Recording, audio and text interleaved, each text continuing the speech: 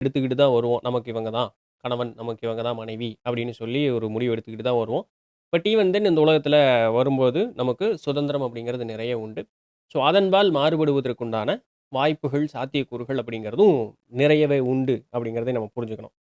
தொடர்ந்து அவங்க என்ன கேட்குறாங்கன்னா, அ கண்டிப்பா வந்து நமக்கு விதிக்கப்பட்டது தான் நடக்குமா? இல்ல நாம் விருப்பப்பட்டது நடக்குமா? அப்படின்னு சொல்லி, முதல்ல உங்களுக்கு விருப்பப்பட்டது தான் நடக்கும்.